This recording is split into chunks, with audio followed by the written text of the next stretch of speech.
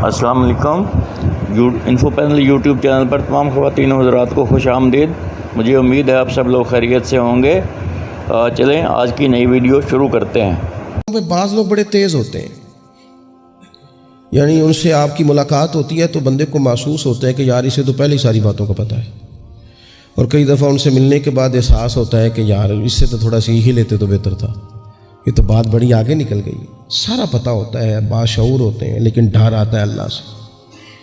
اتنا باشعور آدمی، سمجھدار، پنچایت، پریا، لوگ، دین، دنیا سارا پتہ ہے، نماز کا ٹائم آ گیا تو وہ چھپتا پھرتا ہے۔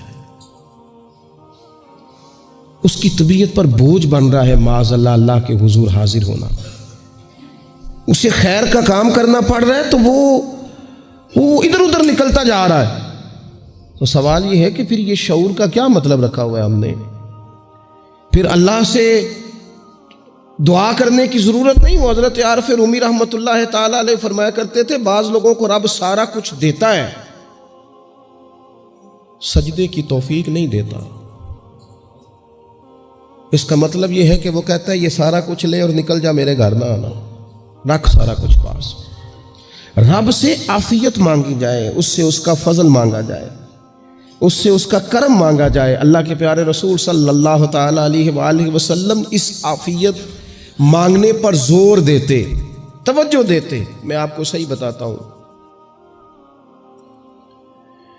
رب نے اگر کسی بندے کو عافیت میں رکھا ہو نا تو حالات کیسے بھی برے چل رہے ہوں اس کا بگاڑ کچھ نہیں سکتے۔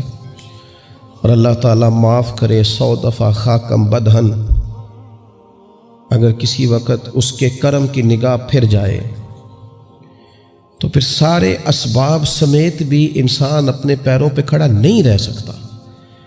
اس سے جب تک طلب کرم نہیں ہوتا، طلب عافیت نہیں ہوتی، اس کی بارگاہ سے جب تک بندہ مومن پورا رجوع نہیں کرتا، یہ عافیت اتنی اعلیٰ چیز ہے کہ نبی پاک علیہ السلام نے فرمایا اذان اور اقامت کے درمیان جو وقت ہوتا ہے اس میں دعائیں رد نہیں ہوتی۔ دعا مانگا کرو گے تمہاری اللہ اپنے فضل سے قبول کر لے گا۔ عرض کی یا رسول اللہ کیا مانگے؟ تو فرمایا عافیت مانگو رب سے۔ حضرت انس بن مالک حدیث کے راوی ہیں رضی اللہ تعالیٰ عنہ، یہاں بھی فرمایا یہ عین قبولیت کا ٹائم ہے، اب اللہ سے عافیت مانگ لو، اس کی پناہ۔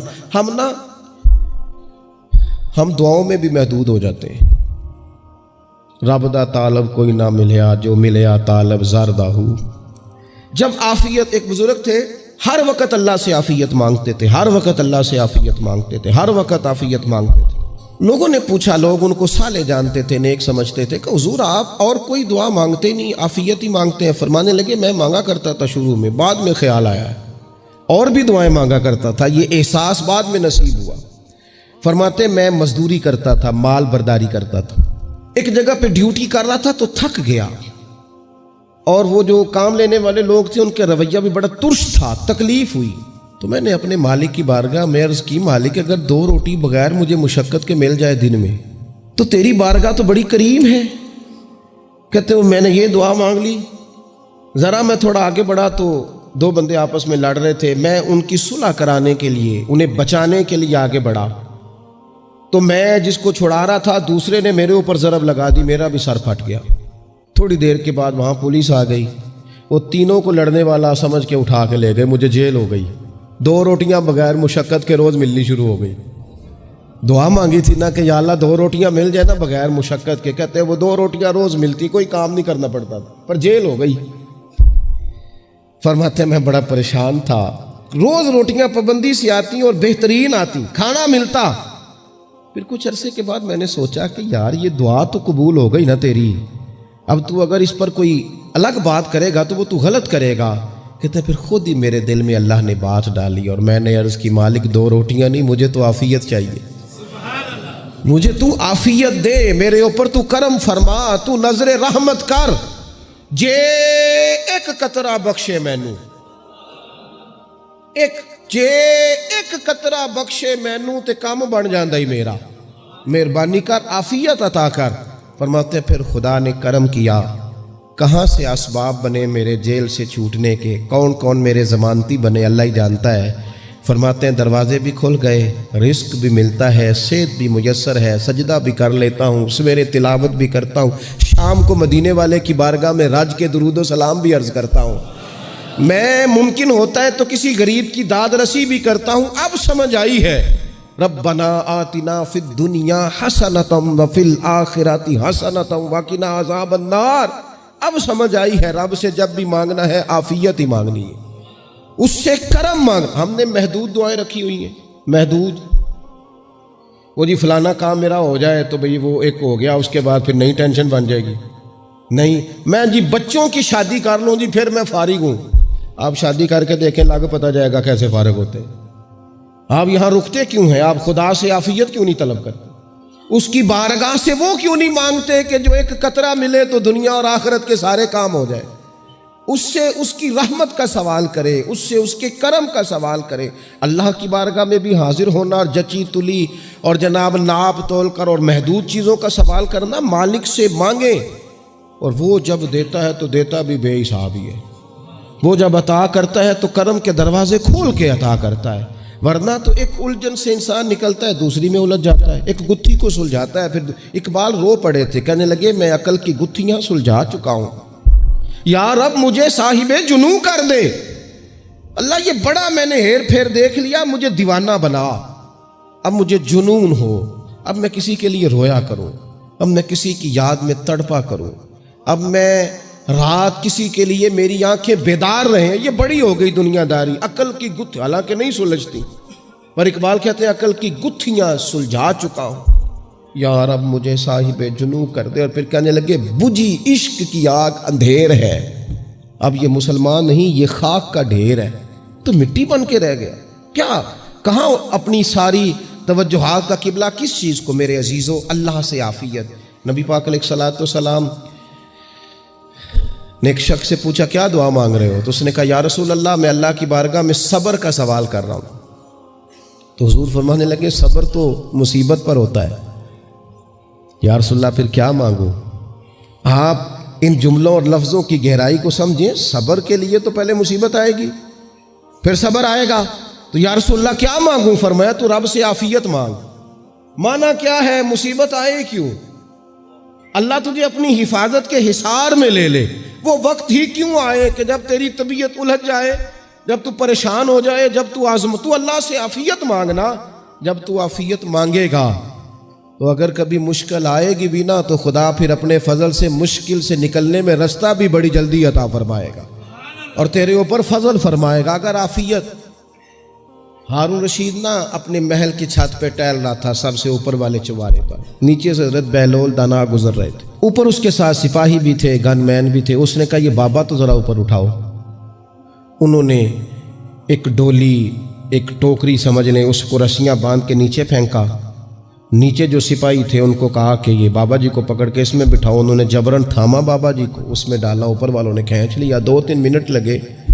ہارون رشید کے سامنے حضرت بہلول دانا پہنچ گئے تو تھوڑے ناراض بھی ہوئے کہ یہ کوئی طریقہ تو نہیں نا بلانے کا۔ ملاقات ہوئی تو کہا کیوں بلایا؟ کہنے لگا ایک مسئلہ پوچھنا تھا۔ فرمانے لگے بادشاہ ہے نا، تیرے مسئلے پوچھنے کا بھی اپنا ہی انداز ہے، پوچھ مسئلہ۔ کہنے لگا بابا پوچھنا تھا کہ آپ اللہ تک کیسے پہنچے؟ حضرت بہلول دانا چپ کر گئے۔ 2-4 منٹ کے بعد کہنے لگے جس طرح ابھی زمین سے تیرے تک نہیں پہنچا، بالکل اسی طرح ہی پہنچ گیا ہوں رب کریم کی بارگاہ تک، اور وہ بھی جو اس نے کرم فرمایا ہے، ورنہ میں تو نہیں سمجھتا کہ میں پہنچ گیا، وہ بھی اگر تیری خوش گمانی ہے۔